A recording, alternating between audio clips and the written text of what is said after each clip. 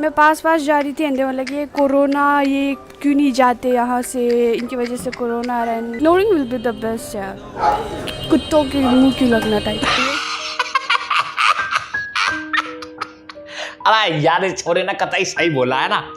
अरे यार लोग पता नहीं कितना घटिया होता है, बताओ यार, इन्हें भी मतलब कोरोना कोरोना बोलते हैं यार, है ना। ये कोई तरीका है यार, बहुत गलत यार, लोग ही खराब है दिल्ली के। और ये तो कुछ भी नहीं है, बीजेपी के कुछ नेताओं ने तो इससे भी बड़ा ब्लंडर किया है। अरे यार अब के ब्लंडर कर दिया इन्होंने। क्या हो गया भाई, किसने कुछ ना बोला, सबका ट्विटर सब सही है, किसी ने कुछ ना बोला, क्या हुआ? अरे ये लो, ये वीडियो देखो आप।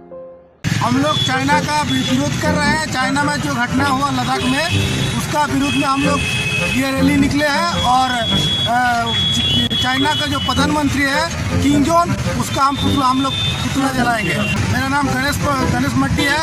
हम आसनसोल साउथ मंडल 1 के बीजेपी का अध्यक्ष हैं। अरे आप इतनी बड़ी पार्टी हो, इतनी जिम्मेदार पार्टी हो, देश में तो छोड़ो पूरी दुनिया में आपका डंका बजता है, तूती बोलती है आपकी।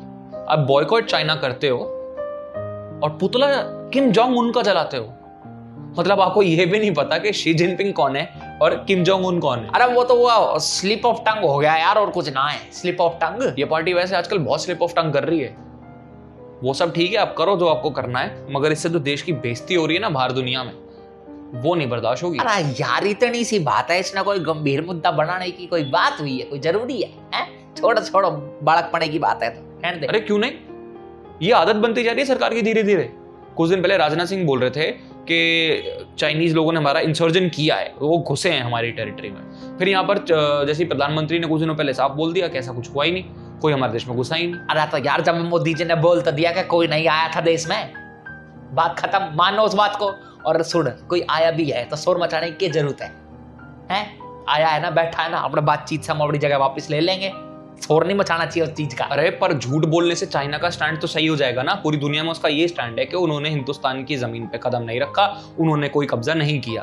अब जब हमारे प्रधानमंत्री भी यही बात बोल देंगे वो नहीं आए, वो कब्जा नहीं किया, तो वो हिस्सा तो वो टेरिटरी तो गई ना हमारे हाथ से। हमें इंटरनेशनल प्रेशर कैसे डलवा पाएंगे चाइना पे जब हम बोलेंगे ही नहीं कि उन्होंने कब्जा किया है? हम तो कब्जे को मना कर रहे हैं। हर वक्त दिमाग में बस इलेक्शन चलता रहता है। क्यों? अगर आप बता दोगे कि हमारे देश में वो घुस चुके हैं, हमारे ऐसा उन्होंने कब्जा कर लिया है, तो आपकी वोट कट जाएंगी। क्योंकि वोट भी तो इसी बात पे ली जाती है कि 56 इंच की छाती, शेर है हम, ये हैं वो हैं। अरे यार पर के पता ना आया हो देश में, ना घुसा हमारी टेरिटरी में। पर खैर जो बात नहीं बताई जा रही है उस पर बात करके करें भी क्या, हम क्या कर लेंगे उस चीज का है। पर एक बात बताऊं, देश संकट में है ना, फिर भी यो हरकतें बाज नहीं आ रहा था अपोजिशन।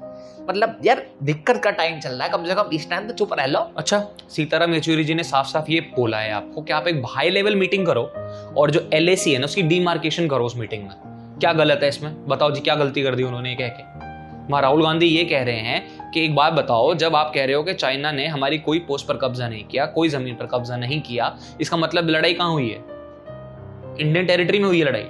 वो तो आप मना कर रहे हो कि वो तो अंदर है ही नहीं, इसका लड़ाई चाइनीज टेरिटरी में हुई होगी, तो फिर हमारे बंदे क्यों मरे वहां पर? आप अपनी बात में फंस गए ना। आप बोलते वो आए नहीं, अगर वो आए नहीं तो हमारे बंदे लड़े क्यों? अगर वो आए हैं, हमारे बंदे लड़े हैं, इसका मतलब वो हमारे देश में घुसे थे। बात सारी यहां है, बात को घुमाया जा रहा है। अगर वो ये बात पूछ रहे हैं कि हमारे बंदे वहां मरे क्यों या लड़ाई कहां हुई, आप वो सच सच बताओ, तो उसमें गलत क्या है? हाँ तो उसका क्या, ये कोई टाइम है सवाल पूछने का यार? 2 बार कह दी, आराम से समझ ही ना आवे। अरे बिल्कुल हार्मलेस सवाल है ये, इनमें कोई डर नहीं है, इसमें कोई हार्म नहीं है। आप बताइए सच सच। प्रॉब्लम ये आपके जवाब दोगे ही नहीं, क्योंकि आपको पूरा डर है आपकी वोटें चली जाएंगी। बिहार में इलेक्शन है भाई, वहां पर आपने लोगों को बेवकूफ बना रखा है कि नेशनलिज्म, हम बहुत आगे हैं, हम शेर हैं, हम सब कुछ कर सकते हैं, कोई हमारे ऊपर नजर उठा के नहीं देख सकता, और इंसर्जन हो गया आपकी नाक के नीचे।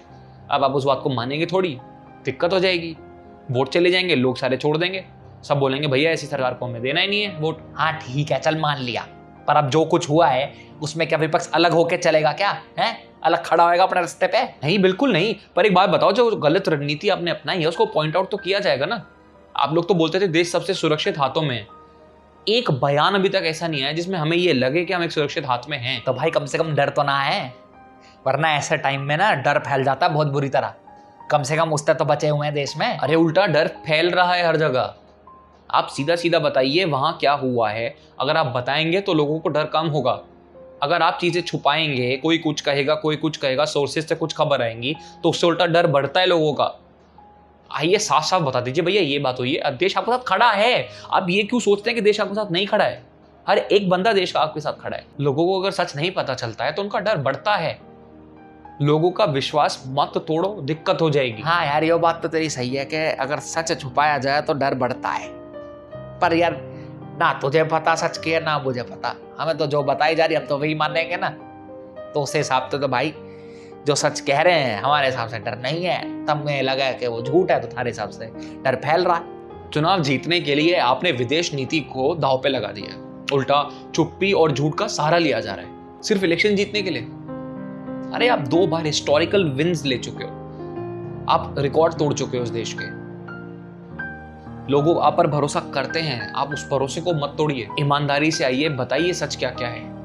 लोगों से छुपाने का कोई फायदा नहीं है, देश में सिर्फ डर बढ़ता है और कुछ नहीं। आप खुल के बताइए, सारी बात सॉल्व हो जाएगी। और ये हर वक्त अपने आप को ही देशभक्त साबित करने में क्यों लगे रहते हैं आप लोग? आप लोगों ने क्या ठेका लिया हुआ है देशभक्ति का? इस देश का हर एक नागरिक ना सच्चा देशभक्त है, और उस पर आपका कोई कॉपीराइट नहीं है कि सिर्फ आप ही देशभक्त हैं। हम भी देशभक्त हैं। जो सवाल पूछ रहा है ना, वो उस इंसान का हक है। देश का संविधान उसे वो हक देता है। और हाँ, जो सवाल पूछ रहा है ना, वो भी इस देश के भले के लिए ही पूछ रहा है। जब सिर्फ 2 लोग थे ना आपके संसद में, आपकी पार्टी के, तब से आपकी बातों को सुना जाता है, आपके सवालों को लिया जाता है, आपको सुना जाता है वहां पर, जो कि आप इस वक्त नहीं करते।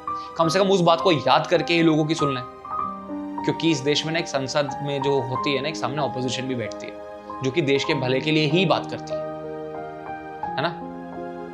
तो चलिए, अगर आप लोगों को ये वीडियो पसंद आई है तो इसे प्लीज लाइक करें, शेयर करें, हमारे चैनल को नीचे जाकर सब्सक्राइब करें और घंटी जरूर बजा देना ताकि रोज नोटिफिकेशन आ जाए। फेसबुक पे जाके हमें लाइक करें और इंस्टाग्राम पे जाके हमें फॉलो करें, और ज़्यादा से ज़्यादा वीडियो को शेयर करें, आगे पहुंचाएं।